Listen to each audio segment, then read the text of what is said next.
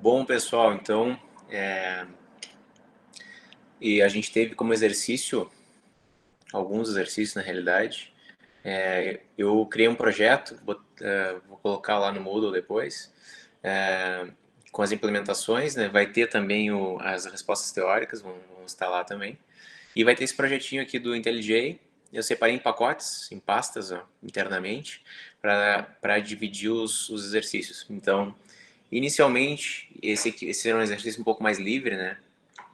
No qual vocês tinham que pegar aquela ideia da biblioteca, desse problema, e para fazer um sistema, pensar em algumas classes, mas para começar a entender a orientação a objetos. Então aqui, nessas classes, a gente não precisava ainda ter os conceitos que a gente viu no segundo slide ali, que é a parte de deixar todos os atributos privados, colocar getSet para cada atributo, a gente não precisava fazer nada disso, bastava colocar. No caso aqui eu criei uma espécie de aluno, que é uma classe que representa todo aluno que vai na biblioteca para retirar um livro, por exemplo. Defini alguns atributos, algumas informações que eu posso guardar de um aluno, que possa ser interessante. O cargo está errado aqui, muito bom. E fiz um par de métodos para cada classe. Então são as ações, o que a gente pode fazer em cima desses atributos. Então aqui eu fiz uma para alterar o endereço do aluno. Aí tem que me passar informações novas aqui e eu substituo as antigas através do this, eu acesso os meus atributos e coloco os parâmetros um a um. Fiz um outro método para consultar o nome. Basicamente o que eu faço é retornar uma string contendo o meu atributo nome. Bem simples. Além dessa classe, eu criei a classe autor, porque eu queria dentro do livro ter um atributo que era o autor de fato. Então aqui, na classe autor, eu criei apenas 4 atributos. Um é o... que tá errado.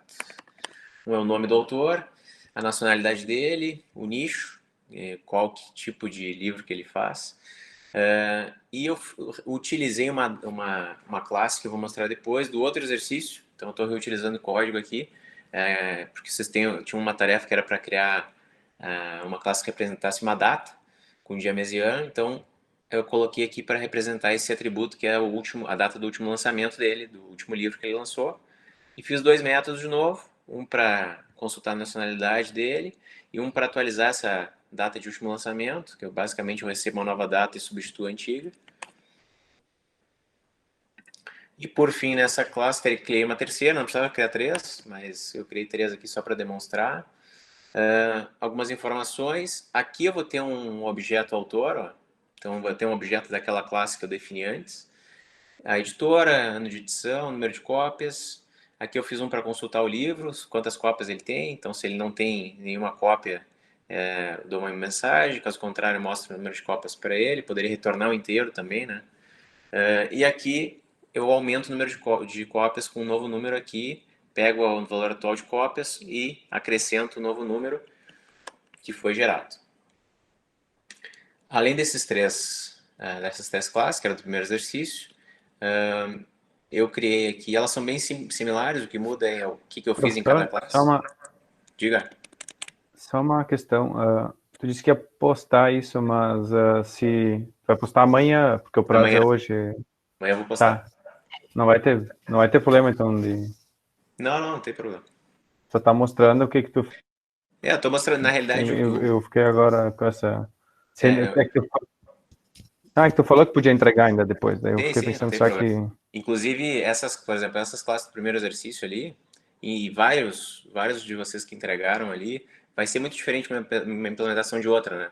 O que eu estou mostrando aqui não é o que tem que ser, né? Então, é só um exemplo de como é que a gente pode implementar essa solução daí. Sim, sim. Esse primeiro, no caso, eu já tinha feito, já tá pronto. Eu fiz só com 2 classes. Eu fiz uma de Não tem problema pessoas e uma de obras. não. Uhum. Tá. Isso aí mesmo.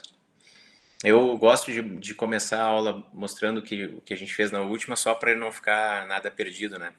Embora vocês possam entregar depois, não tem problema nenhum. Essas aqui são similares. Eu vou mostrar a da data. Então, basicamente, o que eu queria que vocês fizessem é criar uma classe essa é para representar a data, o outro exercício é para representar o empregado, e um outro que é esse invoice, eu não me lembro muito bem, acho que é uma transação, não me lembro. E a data, então eu vou mostrar a data aqui. Vocês têm três atributos, ambos, todos privados, nesse caso todos inteiros, dia, mês e ano. Como eles são privados, vocês têm que ter getSet, um par para cada atributo. Um pouquinho diferente que eu fiz aqui foi só uma validação, para o cara não poder botar um ano negativo, para ter um dia válido entre 0 e 13, entre 0 e 12, 1 e 12, desculpa. E aqui tá errado, aqui é mês. Isso que dá copiar e colar. Então, vou botar o bis. Não, é o mês mesmo, tá certo. Então, aqui para o mês está entre 1 e 12 e para o dia está entre 0 e 1 e 31. Então, aqui no construtor, que é aquele método especial, que quando eu vou dar um new e construir um novo objeto dessa classe, eu estou recebendo as três informações e ao invés de fazer essa validação novamente, eu estou reutilizando os métodos set que eu criei antes. Além disso, por fim, criei um métodozinho aqui só para mostrar a data. Então, mostro do jeito que eu quero, aqui formatado. E basicamente é isso. Como eu falei, amanhã eu vou colocar esse gabarito, então vocês vão poder conferir essas outras duas aqui. Mas basicamente é isso. Vocês vão ter que fazer getSet, criar construtor, fazer um atributo. Quem quiser fazer um main para testar. Então, por exemplo, aqui eu fiz um main para criar vários objetos data. Então, eu criei uma data aqui, instanciei um objeto, chamei o construtor de date, passei os parâmetros aqui do construtor, e aqui chamei o método para mostrar a data, para modificar esses atributos com os sets, mostrar novamente a data, criar um novo objeto, fazer basicamente a mesma coisa, modificar, mostrar, modificar e mostrar novamente. Então, se a gente executar isso,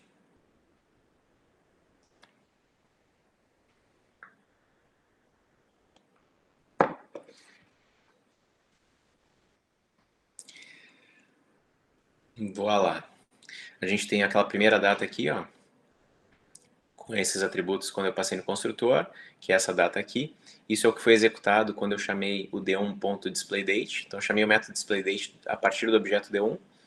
Modifiquei, alterei para 10 de 12 de 2010 e dei um display novamente na linha 12, que vai mostrar lá essa nova data formatada. Mesma coisa para o objeto de baixo. Começou com essa data aqui, fiz a alteração, mostrei novamente. Então, é basicamente isso. Não vou me alongar muito depois. Lá, como eu falei, eu vou colocar também, importante, tá, pessoal? Naqueles exercícios teóricos, se vocês colocarem alguma coisa um pouquinho diferente, ele não tem problema, tem algumas questões que são um pouco dúbias. Então, não se preocupem, se ficarem muito com dúvida, será que está certo? É só comentar comigo ali que eu posso verificar. Então, alguém tem alguma questão da lista da semana passada? Alguém que não terminou ainda? Ou fez muito diferente, alguma coisa nesse sentido? Show de bola. Então, hoje a gente vai entrar um pouco mais a fundo em orientação a objetos. Então, a gente vai entender como é que funcionam os métodos estáticos, os atributos estáticos. Antes disso, vamos falar um pouquinho da API Java, parametrização e escopo de variáveis e, por fim, polimorfismo.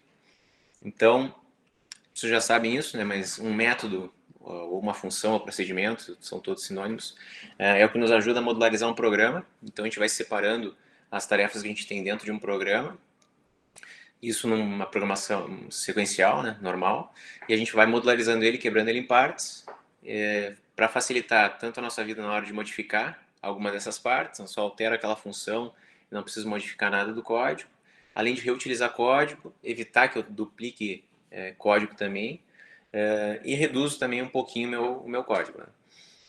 Então, basicamente, tudo que tiver dentro de uma função eu só vou escrever uma vez, e isso vai ficar um pouquinho oculto. Quando alguém quiser usar aquela função, só vai chamar pelo nome, passar os atributos, os parâmetros de entrada, e ficar esperando algum retorno, se for o caso.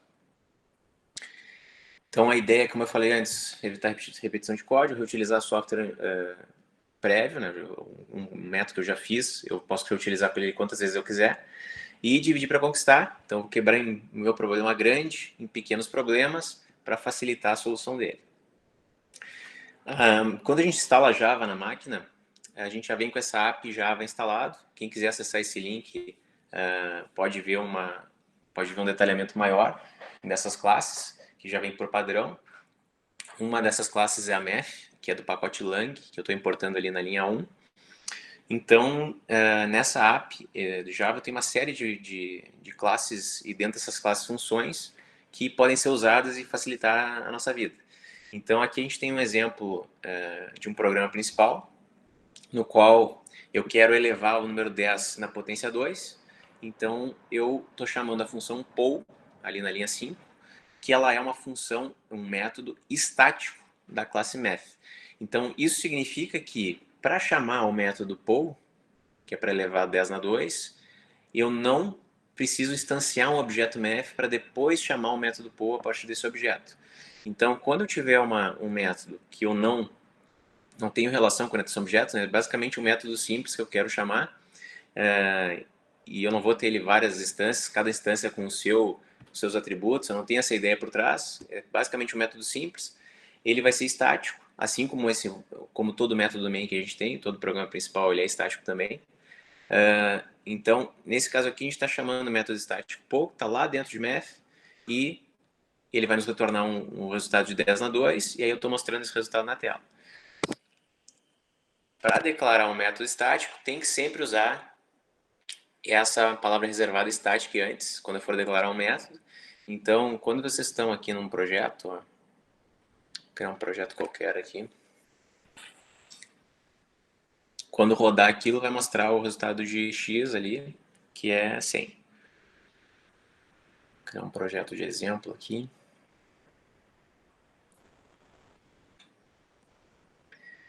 Para não perder muito tempo, eu vou criar uma classe nova aqui dentro, só para testar.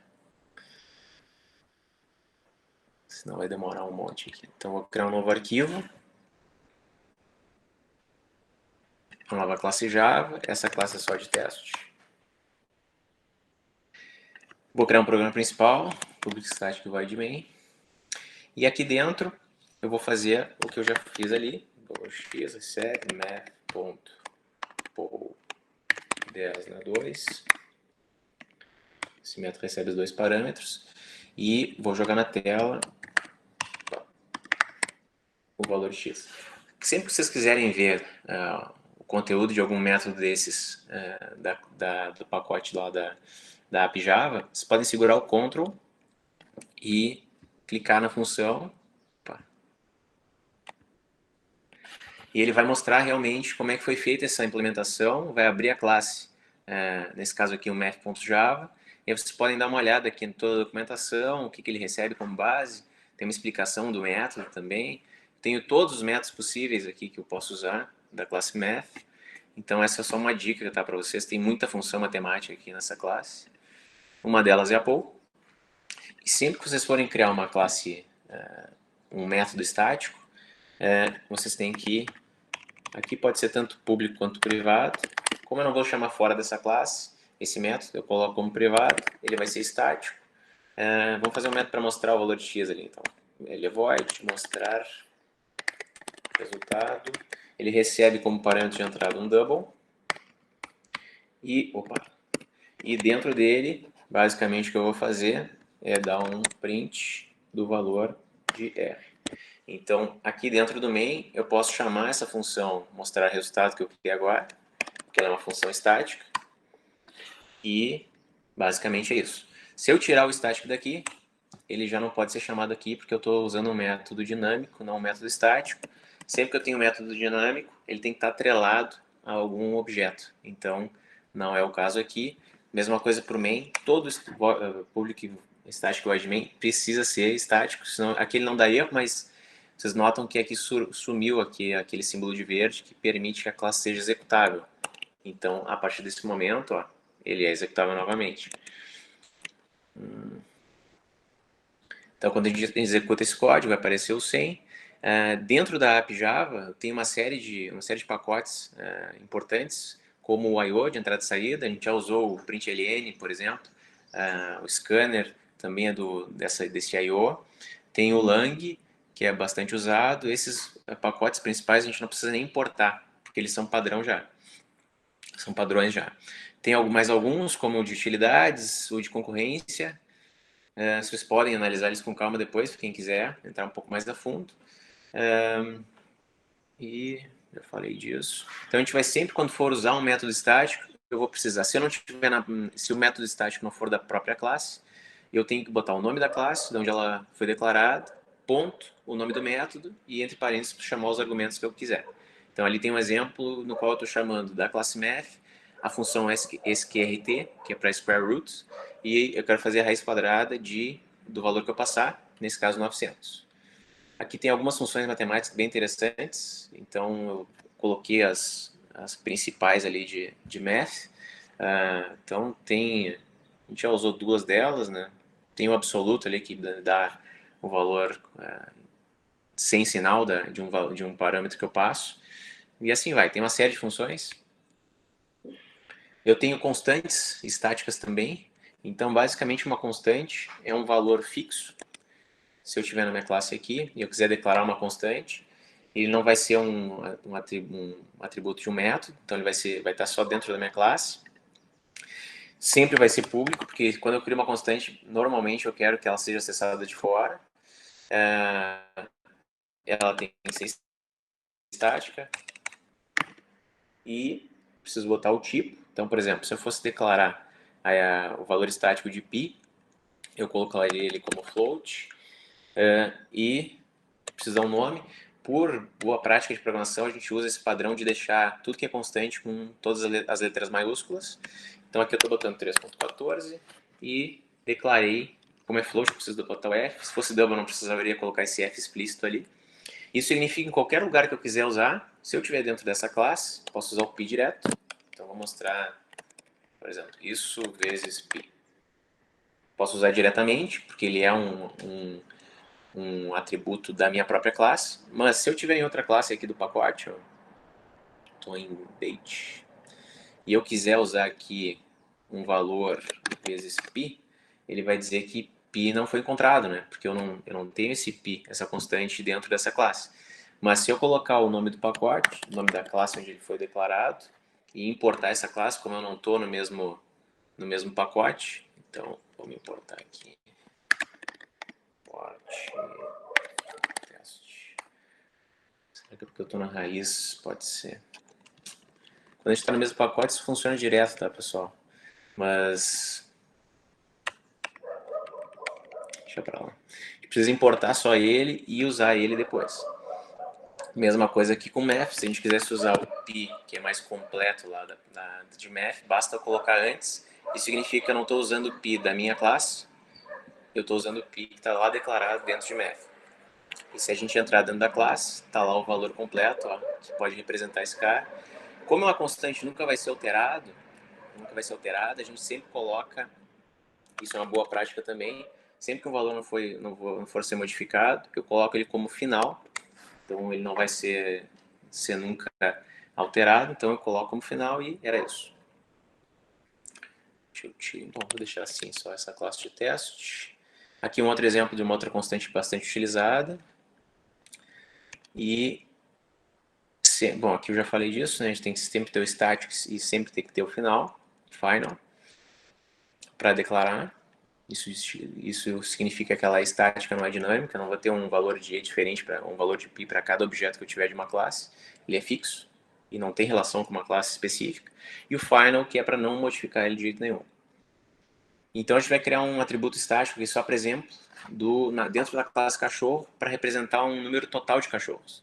Isso significa que ele não diz relação a cada objeto cachorro que eu tenho. Esse valor estático, que é o total de cachorros, ele não vai ser final, porque eu vou sempre modificar ele. Toda vez que eu criar um cachorro novo, eu vou somar 1 nesse valor. Então, toda vez que eu der um new, ele vai ter um valor total de toda a minha classe, e não só de um objeto específico. Por isso que ele é estático e não dinâmico. Então, aqui na linha 3 do exercício ali embaixo, eu instanciei um objeto, C1, somei 1 a partir de total cachorros, que é da minha classe cachorro e não do objeto C1, porque ela é estática, somei 1 nesse valor. Então, o total cachorros pertence à classe cachorro e não ao objeto C1 ou ao objeto C2 que eu criei embaixo. Então eu posso acessar ele da maneira que eu quiser, quando eu quiser. Eu não preciso ter um objeto específico, inclusive. Então basicamente o que eu estou fazendo aqui é criar um objeto C1, somar o número total dele, que era 0, agora ele vira 1, mostrar esse valor. Então mostrou 1 lá dentro. Criei um segundo objeto C2, somei mais 1 nele, nessa constante, e mostrei esse valor total.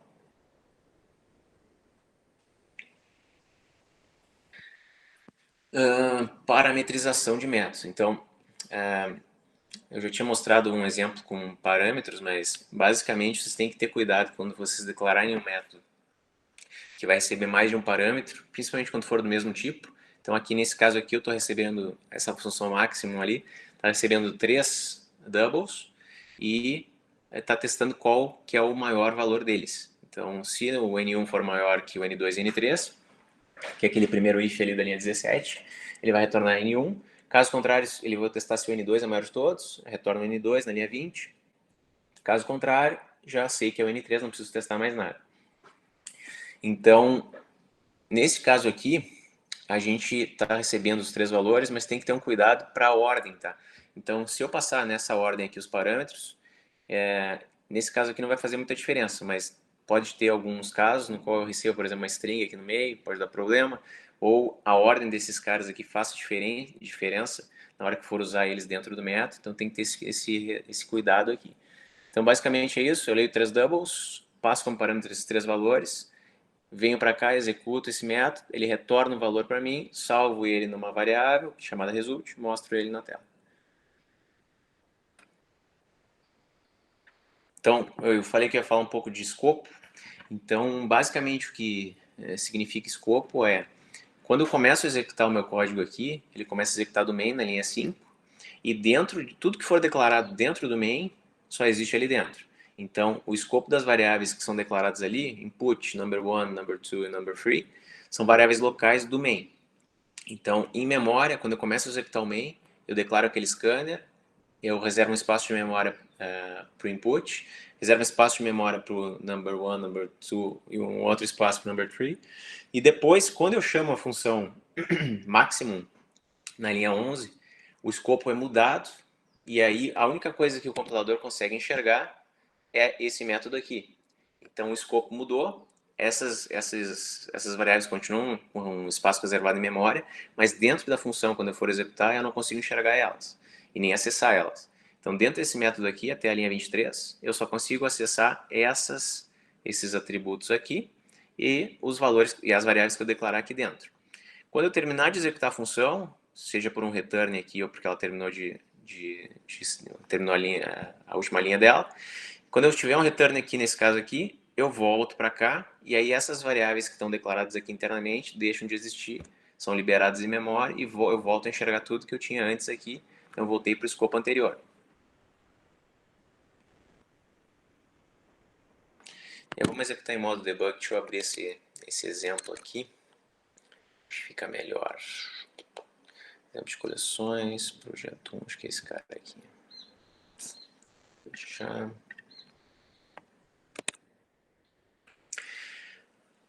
Não sei se todo mundo está a par do modo em depuração, mas basicamente, deixa eu ver se eu acho aquele exemplo aqui. O que é esse modo em depuração? Eu quero rodar em vez de rodar com esse botão aqui, que é para mandar rodar normalmente, eu vou usar esse outro aqui, que é para rodar em passo a passo. Então, em modo de depuração, e a gente faz normalmente isso quando a gente quer descobrir algum problema no nosso código. A gente não está conseguindo só olhando o código descobrir onde é que está o problema. Então, desse jeito aqui, a gente consegue executar ele instrução a instrução e consegue enxergar o que tem em cada variável. Então, por exemplo, se eu colocar... Como é que funciona isso? Eu tenho que dizer para o compilador aqui onde é que eu quero que ele pare de executar normalmente e comece a executar ele passo a passo. Então, vamos dizer aqui que eu quero executar ele passo a passo aqui. Eu coloco um breakpoint clicando ali no número da linha que eu quero. Ele vai ficar com essa marca vermelha aqui. Se eu clicar em mais de um, ele vai ficar com mais de um breakpoint, ponto de parada. Então, o que vai acontecer? Essas 4 linhas aqui vão executar normalmente, como se eu tivesse rodado por aqui. Quando ele chega no ponto de parada, ele para, e aí ele mostra para nós toda uma janela com as variáveis que eu tenho declaradas dentro desse escopo aqui, e aí eu consigo executá-la passo a passo e vendo o que está acontecendo com cada variável. Então vamos executar aqui o programa principal 1, não, eu quero executar o 3. Vou rodar em debug. Ele está indexando aqui o JDK 14. O padrão que eu tinha deixado aqui era o 10, mas eu tinha criado esse projeto antes. Vou esperar ele indexar e ele vai começar a executar.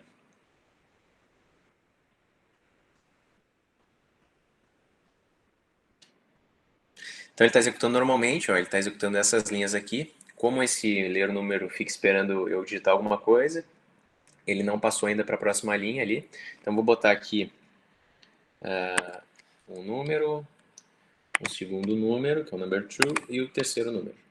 Agora, finalmente, eu cheguei aqui nessa linha, na linha 9, e aí ele está esperando. Enquanto eu não disser para ele o que ele tem que fazer, ele vai ficar esperando e mostrando para nós as variáveis que eu tenho. Então, por enquanto, a gente tem aqueles 3 números que eu acabei de informar e nada ainda. E vocês podem usar o F8 ou o Step Over, que é esse botão aqui, para passar pela linha e ir para a próxima e desconsiderar qualquer função que tem ali, ou usar o Step Into, que vai entrar, ou F7, que vai entrar dentro de uma função, se estiver aqui, para ver o que está acontecendo. Então, eu vou executar esse Step Into para ver como é que a gente faz quando muda o escopo, né, dessa função. Então, vamos dar um Step Into. Então, ele parou de executar o que estava no main e veio para esse acha maior. Agora a gente só consegue enxergar o N1, N2 e N3. O number one que tinha lá no main já não consigo ter acesso aqui. Por isso que a gente precisa passar como parâmetro aqui os valores que a gente quer usar em outro escopo, né? Nessa função aqui, no outro método. Então aqui ele vai mostrando para vocês o que está acontecendo. Ó, o primeiro teste já vai dar falso. Então como eu estou usando um conectivo E, ele já vai pular direto, não vai nem testar o que está do lado. Que usando o E, com um deles falso já é falso, a minha instrução completa. Então eu vou para o próximo, vou testar, vai dar falso novamente. Então o valor maior é o N3, que é o número 30. Quando eu retornar agora esse valor, eu volto para o main novamente, e agora eu tenho o result ali, que é a variável com resultado com 30. Continuo tendo as anteriores que eu tinha, e mostro na tela. Para acessar o console, ó, a saída, é só criar em console, debugger volta para aquela ideia de ver o depurador passo a passo com as variáveis. Console é o nosso terminalzinho ali de baixo. Então, só queria mostrar para vocês, para ficar um pouquinho mais claro essa ideia de escopo.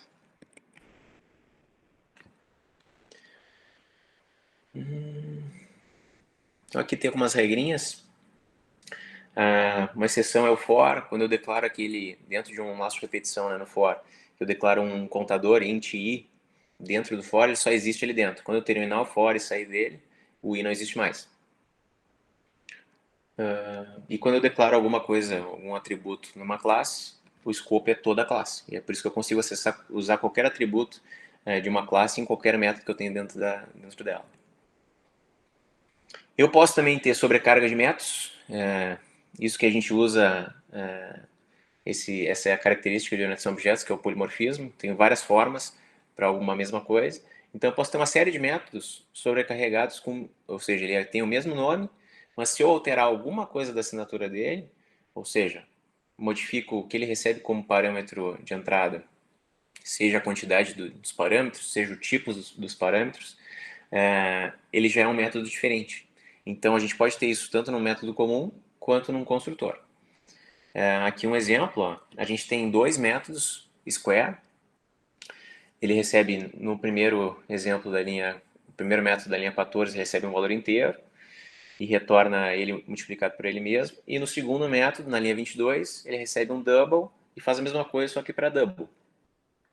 Então, como é que o compilador consegue descobrir qual dos dois métodos que ele tem que usar? Basicamente, é pelo tipo de informação que eu passo. Na linha 9, eu passo um inteiro, então ele vai diretamente para a linha 14 executar aquele método. E na linha 10, eu passo um double, e aí ele vai automaticamente para a linha 22 executar esse método. Então a gente está sobrecarregando um método com duas implementações diferentes. Eu posso fazer isso quantas vezes eu quiser, desde que seja útil para o meu programa. Então esse é um dos exercícios que você tem que fazer para a próxima semana. Eu vou disponibilizar essa ideia de um... Aqui tem uma descrição geral de um jogo. Eu vou disponibilizar o código-fonte desse jogo, que é um jogo de cartas, e aí chamado Craps. E aí nesse jogo vocês vão fazer algumas alterações. Então não é nada muito demorado. Basicamente você tem que só entender o código, que não é muito complicado, e fazer umas pequenas alterações, coisa de mexer numa linha, mexer em outra, não é nada demais, para fazer o que está pedindo aqui. Tá, esse era o link. Por enquanto, pessoal, alguma dúvida específica no que a gente viu até agora?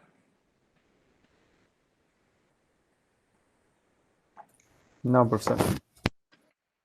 Beleza. E agora a segunda parte da aula de hoje, a gente vai ver coleções, que são, eu vou mostrar para vocês só as listas e mapas. A gente vai ver uma pequena, alguns exemplos de como usar coleções, que podem ser úteis depois para o trabalho lá final de vocês. E ver como é que o Java trabalha com tratamento de exceções. E, por fim, como é que a gente trabalha com arquivos. Caso vocês queiram, por exemplo, fazer um arquivo de log no programa de vocês, não é nada de muito complexo. Então, as coleções em Java são classes pré-definidas para representar a estrutura de dados, que vão agrupar uma série de objetos relacionados. Então, por isso que a gente chama de coleção. Essa é a hierarquia normal que a gente tem em Java. Então, dentro de collections, a gente tem essa hierarquia de listas e conjuntos. A diferença principal de listas é que eu tenho uma ordem definida e indexada com posições. No caso do conjunto, os elementos nunca podem ser repetidos e a sequência vai ser arbitrária. E então aqui a gente vai ver basicamente hoje o ArrayList como exemplo. O linked list tem uns outros métodos, mas o jeito de usar é basicamente o mesmo. E aqui são os conjuntos, a gente não vai ver nenhum hoje, mas o jeito de usar, a forma de usar é similar às listas. A diferença é que se eu jogar, por exemplo, adicionar um outro objeto repetido, ele não vai adicionar dois. Essa é a principal diferença. E a gente vai ver nos mapas que a ideia dos mapas é um pouquinho diferente. Então, ele trabalha com associações. Eu não tenho a ideia de uma ordem de elementos. Basicamente, o que eu tenho é a relação entre chaves com valores. Então, quando eu usar uma chave específica, eu vou acessar o valor daquela chave. Quando eu usar uma outra chave, eu vou acessar o valor daquela segunda chave. E assim vai. Então, eu tenho sempre esses pares de informações. E as chaves, nesse caso, têm que ser únicas. Então, internamente, o mapa tem um conjunto de chaves e para cada chave eu vou ter um valor associado, que aí vai ser internamente também uma coleção. Para declarar uma lista em Java, a gente coloca o tipo de objeto que a gente vai ter. Nesse caso aqui eu vou criar uma ArrayList. Entre menor e maior, como ela é genérica, vocês têm que dizer qual é o tipo de objeto que tem lá dentro. Então eu nunca vou ter um ArrayList de tipo primitivo, por exemplo, de int, de float. Se vocês quiserem ter de um tipo primitivo, vocês vão ter que usar a classe da API Java que representa esse tipo primitivo. Então, por exemplo, se eu for ter uma lista de inteiros, eu vou declarar ArrayList, e aqui dentro do menor e maior eu vou colocar integer, com I maiúsculo. Então existe uma classe que representa inteiros. O jeito de usar vai ser bem similar ao se tivesse um inteiro normal, né? Mas é isso. Então eu tenho uma classe double com D maiúsculo, uma classe float com F maiúsculo, para representar os tipos mais usados ali, primitivos. E tem o string, por exemplo, que é para textos. Então aqui eu tenho uma lista de strings de textos. Esses são os métodos principais que eu tenho dentro de um ArrayList. Então, a partir de um objeto ArrayList, qual método que eu posso chamar? Posso chamar o método add para adicionar um elemento novo na lista. Clear apaga tudo que tem na minha lista e deleta todos. O contains vai retornar um verdadeiro ou falso para dizer se o objeto que eu passei como parâmetro está lá dentro da minha lista ou não. Só que para o contains funcionar, eu vou mostrar depois, a gente tem que implementar na classe daquela lista de objetos, eu tenho que implementar um método especial chamado equals, que é a partir desse equals que eu vou dizer se um objeto é igual ao outro ou não. E é por isso que em orientação a objetos a gente nunca pode usar o igual para comparar dois objetos. Se eu fizer isso, ele está tentando tentando verificar se é o mesmo objeto mesmo em memória. Então, isso nunca vai funcionar. A gente, na realidade, quer comparar alguns atributos para ver se é. Se o nome da pessoa é igual ao nome da outra pessoa, se o CPF é o mesmo. Então, a gente tem que implementar e verificar como é que a gente quer diferenciar um objeto do outro. Tem o get, que é para obter a partir de uma posição que eu passe, obter um elemento da lista, descobrir a posição com o index off e remove lá o elemento que eu quero remover da minha lista. O size vai me dar um número de elementos que eu tenho inseridos. Então, uma vantagem de usar um array list é que eu não preciso ficar controlando quantos elementos eu tenho na lista, né? Se a gente usar um array comum em Java, eu tenho que ficar controlando. Se extrapolar o tamanho, eu tenho que criar um novo array. Então, é mais complicado. Então, o array list ajuda bastante nisso.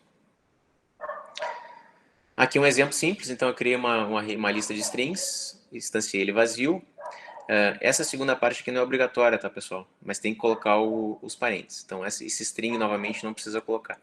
E aqui eu adicionei a cor vermelho e usei uma outra versão do add, desse método, que passa uma posição e um valor. Então, aqui eu tinha o red na primeira posição, e aí eu coloquei o yellow na posição 0. Então, ele jogou o red para 1 e botou o yellow na 0. Se eu usasse sem o 0 aqui, ele colocaria o yellow depois do red no final. Aqui eu estou fazendo um for com um contador de 0 até o tamanho, usando a função size da minha lista, e dando um get em cada posição para ver os elementos que eu tenho lá dentro dele. Aqui eu dei mais alguns adds, chamei esse display, que depois eu vou mostrar a implementação dele. Basicamente faço um for e mostro os elementos da minha lista. Removi o amarelo, removi o que está no índice 1, e mostrei na tela se uma determinada cor está lá dentro da minha lista ou não, com o contains. E por fim mostrei o tamanho atual da minha lista. O método display que eu tinha falado antes, basicamente eu faço um for each. O for each é um pouquinho diferente do for comum, então sempre que vocês forem percorrer uma coleção, uma lista nesse caso, e eu só quero percorrer para mostrar os elementos, vocês não precisam fazer aquele for anterior lá com o contador, que não é tão importante a posição dos elementos, né?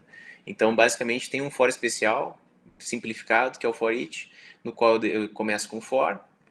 Entre os parênteses, o primeiro parâmetro é o tipo de objeto que eu vou ter lá dentro. O segundo parâmetro é o nome da variável que eu vou usar para representar cada objeto em cada interação. 2 pontos, o nome da minha lista. Então, aqui eu estou dando um print de cada elemento que eu tenho. Que só para vocês terem uma ideia, ó, eu fiz um passo a passo de cada versão Java, como é que foi mudando, né, esse uso de listas. Então, aqui eu tenho uma lista comum, chamada names, de strings. Eu adicionei 3 elementos aqui. Criei um iterador. O iterador é um método que pode ser usado para percorrer, mas o melhor uso dele é para, dentro de uma repetição, quando eu estou percorrendo, eu posso remover um elemento. Então, eu só posso fazer isso com o iterador. Por isso que ele ainda existe. Porque ele é um pouquinho mais complicado de usar, né? Eu tenho que declarar um iterator, da mesma forma que a gente declara um array list, e o tipo de objeto que vai ter lá dentro, dou um nome para essa variável, e a partir do meu array list, eu chamo esse método iterator que retorna um iterador para poder percorrer os elementos da minha lista. Essa função aqui, hasNext, me retorna um boolean para dizer se ainda tem um próximo elemento na lista ou se terminou. E o next vai de fato para o próximo elemento. E retorna esse mesmo. Na versão 5 do Java, eu podia usar esse for comum aqui, que eu mostrei antes, usando o size e um contador para ficar dando get em cada posição que eu tenho. Na versão 5 surgiu o for each. E na versão 8, a partir da versão 8, surgiu essa programação funcional aqui com Lambda, no qual faz a mesma coisa que esses outros dois. A única diferença é que eles deram um nome para ele. E aqui, nesse caso, como a gente só está dando println, então ele reduz bastante código, né? Então ele está dizendo aqui, basicamente, que ele está chamando a função println para cada objeto que eu tenho de names. Já no caso dos mapas que eu falei antes, a gente não é um outro tipo de coleção. A gente vai usar para resolver outros tipos de problemas, não quando a gente tiver uma lista simples de elementos, por exemplo. Mas tem alguns problemas que ele vai facilitar bastante a vida. Então, sempre que eu tiver uma combinação de pares de informações, então aqui, por exemplo, eu estou usando como chave o nome de uma pessoa e como valor eu estou usando um número de telefone. Então, eu estou criando uma agenda. Nesse caso, as chaves são únicas, então eu nunca vou ter duas pessoas com o mesmo nome aqui, mas o telefone, se eu quiser ter um telefone repetido, posso ter, não tem problema nenhum. Então, a classe que a gente vai ver para mapas é o hashMap.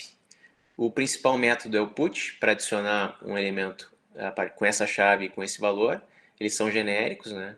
E pode ser qualquer tipo de objeto lá dentro, mas na hora que eu declaro eu já especifico, né, qual é o tipo de objeto que eu quero. O get é para obter a partir de uma chave, então aqui a gente não está usando posições, está usando chaves. Essa função keySet retorna o conjunto de chaves que eu tenho nesse mapa, e essa função values retorna uma coleção com todos os valores que eu tenho dentro dela, se eu quiser percorrer só os valores. Então, da mesma ideia, eu fiz também o passo a passo de como é que foram evoluindo os mapas em Java. Eu criei aqui um mapa com chaves inteiras e valores string, instanciei isso em hashmap e passei como o número 1 é a chave, o valor dessa chave é Clementine. O número 2 é a chave, Duran é o valor dela correspondente. E a mesma coisa para o Mike aqui, que tem a chave 3. O iterador é um pouquinho diferente no mapa. Então a gente precisa desse cara aqui, dessa entidade aqui, que é o entry, que é a entrada, que representa esse par de informações. Então aqui eu tenho que deixar explícito o que tipo de informação que tem lá dentro. Tem sempre o inteiro com uma string, sempre esse par de informações. Esse é o nome da variável que eu vou usar dentro do laço. E 2 pontos, o nome do meu arraylist. E essa função é que retorna esses pares de informações. E aí, para cada entry, cada entrada que eu tenho, eu posso dar um get key para pegar a chave, ou um get value para pegar o valor dele correspondente. No Java 5, tinha essa versão aqui do iterador um pouquinho mais simplificada, com resNext. E toda vez que eu dou um next, eu tenho que fazer esse cast, como ele é genérico. Tenho que fazer um cast para representar aquela mesmo entry que eu tinha antes, aquele par de informações. Eu vou usar da mesma forma aqui para obter a chave e o valor. E tem esse negócio um pouco estranho, que é o for each. Aí, nesse caso aqui, eu tenho duas informações, né? Então, eu tenho a chave e o valor. Esse nome de variável eu posso dar o nome que eu quiser. E depois dessa seta, vai dizer o que eu vou fazer com esses dois valores. Eu podia ter várias linhas de código aqui, não tem problema nenhum. Eu só teria que abrir com as chaves e fechar no final. Então aqui basicamente o que estou fazendo é só dando um print ln da chave e do valor correspondente para cada par. Então aqui um exemplinho um pouquinho mais completo. Eu tenho um mapa de aluno e nota. Então para o aluno tal ele tirou nota tal. Instanciei esse hashmap. Adicionei com o método put, instanciei um objeto aluno aqui que é a Sandra. Então ela tem o nome dela e uma matrícula dela. E esse objeto Sandra tirou 10. Já o Jorge tirou 5 e 6. E aqui eu fiz um for para percorrer esses aluno e nota e mostrando essas informações. Notem aqui que eu dei um get nome para a chave, porque a chave é um objeto aluno. Então, se eu desse só um print key aqui, ele ia mostrar uma representação um pouco estranha. Ou ia chamar, se a gente tiver implementado um método chamado toString, ele também, que é o toString, basicamente o que ele faz é retornar uma string com a representação textual dos meus atributos, né? Mas eu vou falar isso futuramente. Aqui fiz basicamente a mesma coisa, instanciei dois objetos, adicionei os dois e mostrei o tamanho desse mapa. Então ele vai retornar 2, porque eu tenho dois pares de informações. Para obter, eu uso o get, então eu passo uma chave, nesse caso o objeto Jorge, e ele vai me retornar a nota do Jorge. Para alterar, posso usar a função replace, passo uma chave e passo um novo valor dela, então ela perde aquele valor anterior, mas a chave continua sendo a mesma. E para remoção, que é o que eu tinha comentado do iterador, eu posso fazer uma coisa parecida com essa. Então aqui eu estou percorrendo todas as chaves, estou usando o iterador só para chaves, bem similar ao que a gente fazia lá com o arraylist. E estou obtendo o próximo aluno do meu mapa, então a primeira chave, e verificando se ele é igual a isso aqui que eu tinha comentado. Sempre que a gente for comparar dois objetos, eu não posso usar o igual, nem a gente faz com tipos primitivos. Então aqui eu estou dizendo, do meu objeto aluno, ele é igual a Sandra? Se for, eu vou remover. Vou fazer uma pequena observação aqui, pessoal. Deixa eu mostrar aqui para vocês. Nosso cachorro, que é aquele exemplo clássico que a gente estava fazendo. A gente tem aqueles atributos que eu mostrei na última aula, o construtor, vários construtores, inclusive, e os getSet dele, e alguns métodos um pouquinho especiais. Eu vou falar um pouquinho aqui de dois métodos que eu acho importante vocês saberem, que qualquer classe em Java pode ter. Então, inclusive, todas as classes que a gente cria em Java, elas são filhas de object, e elas já vêm com algumas coisas prévias. o que a gente pode fazer é reimplementar essas coisas para o jeito que a gente quer. Então, um desses métodos é o toString. Então, ele é uma representação textual das informações que eu quero quando eu quiser mostrar esse objeto. Então, se eu der um print do meu objeto, ele vai chamar o toString. Então, aqui, sempre retorna uma string, se chama toString. E o que eu vou fazer aqui é retornar uma string que representa. Então, por exemplo, aqui eu tenho, se eu quiser mostrar só o nome e a idade toda vez que eu quiser dar um print de um cachorro, pode ser útil para mim, meu projeto aqui. Então, posso criar uma representação aqui com um texto e o meu atributo nome mais a idade com o this.idade. E toda vez, por exemplo, vou fazer só um teste aqui, se eu tiver um cachorro aqui,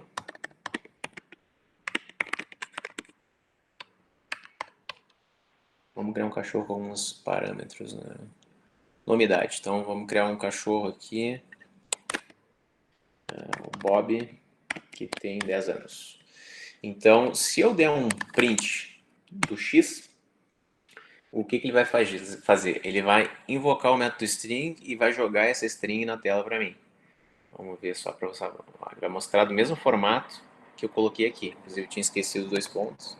Agora, se a gente tirar o toString e usar o toString padrão, que vem da classe Object, vocês vão ver que vai aparecer a representação do objeto.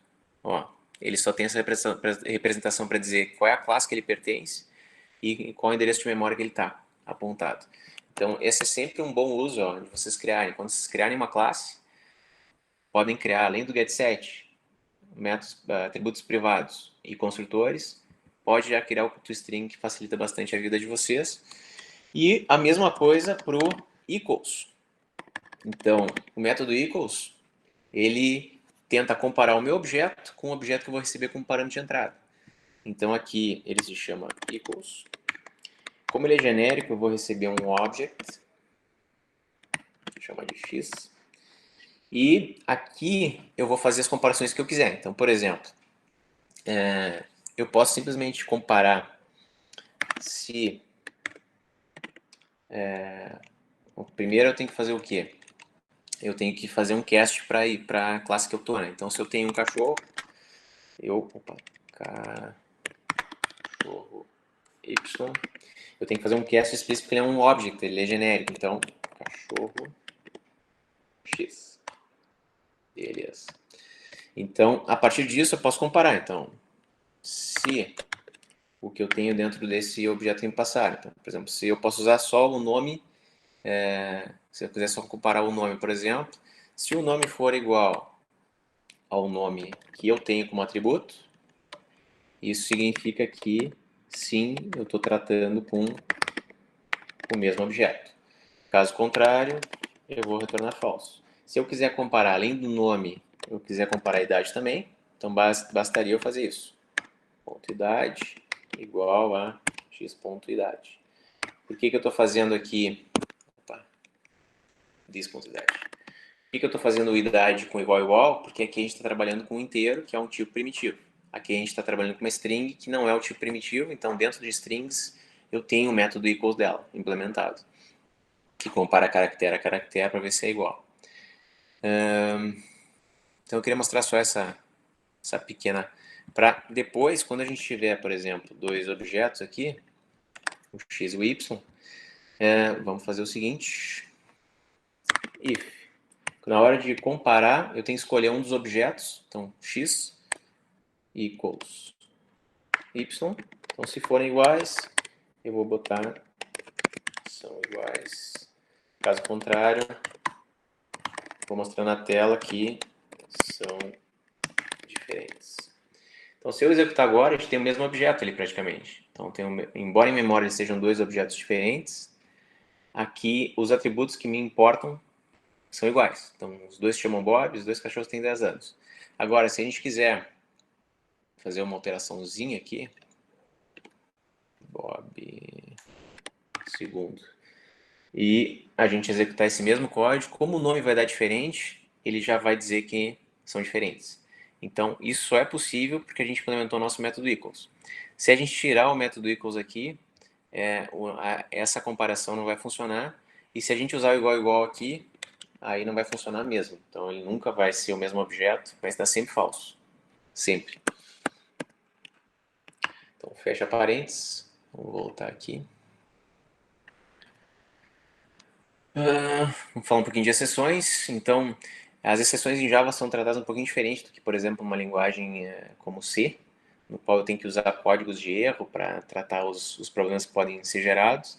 Aqui não. Aqui em Java, quando o meu código pode gerar um problema, ele tem que instanciar um objeto desse problema.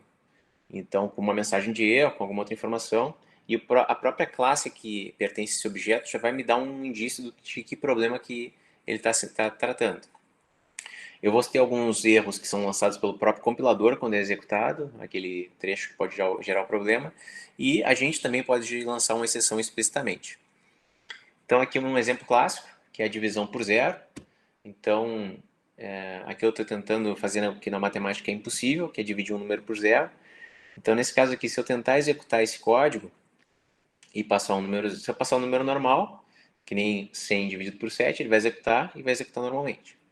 Agora, se eu passar 100 dividido por zero, ele vai dar essa exceção chamada Arithmetic Exception, e ali está a mensagem de erro, ó, Division by Zero. Então, esse é o problema. Depois ele detalha o que foi gerando, qual erro foi gerando qual. Então, que função chamou essa função quociente aqui. Então, nesse caso aqui, esse erro é jogado na tela abruptamente. E o nosso programa termina ali. Se a gente estivesse trabalhando com uma interface visual e fosse gerado um erro desse tipo, o nosso programa ia sumir. Ia dar um crash e ele ia terminar. É por isso que a gente tem que sempre tratar os erros e não jogar o erro para o usuário se virar. Então, nesse caso, a gente pode... deixa eu ver aqui. A gente pode colocar, nesse caso aqui, explicitamente, na declaração do método, definir com essa palavra reservada throws, dizer que, ó, esse método, todo mundo que for usar, ele pode lançar essa exceção de aritmética, desse tipo de erro. Isso faz com que todo mundo que for usar essa função quociente vai precisar tratar esse problema. Então, se eu tiver mais de uma exceção possível, eu separo por vírgulas ali os objetos que podem ser gerados de erro. Então, lá na hora de usar a função quociente, esse é o trecho que pode gerar o problema, a gente coloca ele dentro de um bloco de instruções try. Try em inglês que significa que a gente vai tentar executar, né? Então aqui, se acontecer o erro nessa linha aqui, ele vai ir para um desses catches. Eu vou ter um catch para cada erro possível que eu posso ter nesse trecho de código. Então, se eu tiver só um tipo de erro, eu só uso um catch. Se eu tiver mais de um, eu vou colocando um embaixo do outro. Então, aqui eu posso ter tanto esse erro que eu mostrei antes, que é o de divisão por zero, quanto esse outro que é de uma leitura inválida. Então, o cara era para informar um número e informou um texto, por exemplo. Então, é isso que você tem que saber. Quando eu for usar algum código que pode gerar uma exceção, eu tenho que colocar ele dentro de um bloco try-catch. E para finalizar aqui, vamos ver como é que funcionam os arquivos em Java. A gente pode usar tanto o arquivo texto, que é o arquivo que a gente textual, que a gente consegue abrir num editor de texto, consegue editar ele fora do nosso programa, quanto um arquivo binário, que aí nesse caso pode representar uma imagem, um vídeo, um áudio. A gente pode inclusive gravar objetos dentro dele.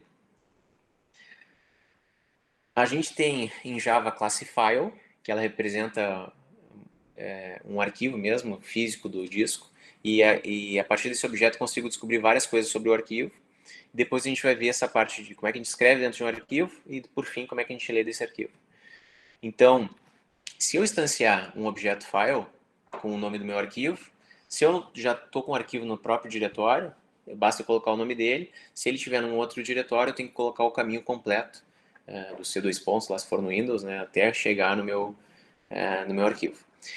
Instanciando esse objeto, a partir da minha variável, que eu chamei de f aqui, eu posso chamar várias funções. Ó. Então, eu posso descobrir se eu tenho permissão de leitura, se tem permissão de escrita, se ele existe de fato no disco, se ele é um arquivo ou um diretório. Eu posso pegar o caminho completo até chegar no meu arquivo. e assim vai. A quem ele pertence, qual é a pasta. Se for um diretório, eu consigo pegar um array com o nome de todos os arquivos e diretórios que tem dentro dele. Então ele é útil mais para descobrir informações de um arquivo. Então aqui eu estou usando, por exemplo, para verificar se ele existe e deletando ele com essa função delete.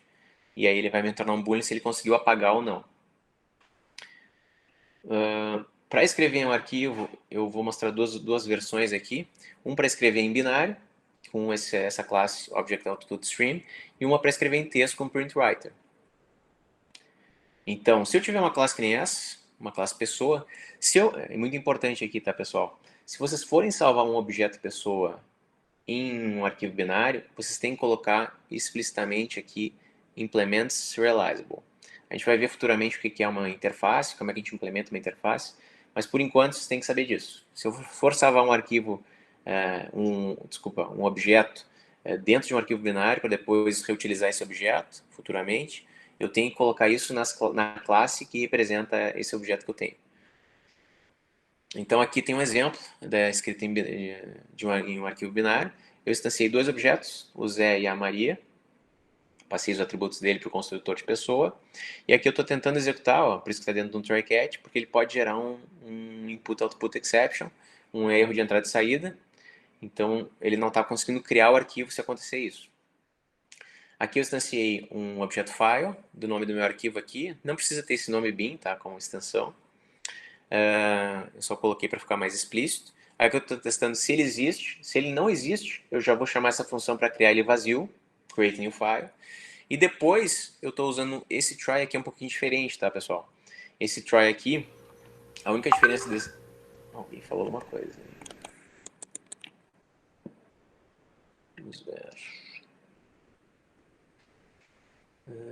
Tá picoteando a aula. Voltou ao normal agora, pessoal?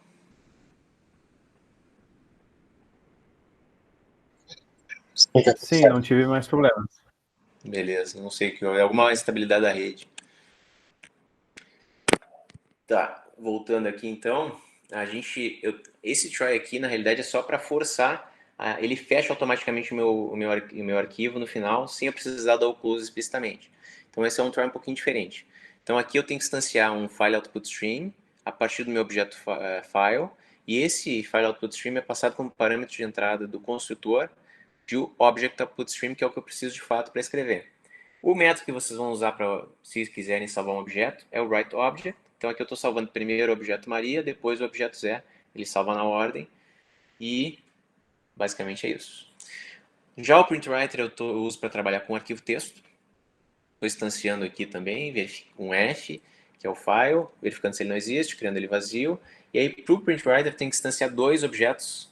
O primeiro FileWriter a partir do file, o BufferWriter a partir do FileWriter e finalmente o PrintWriter a partir do BufferWriter.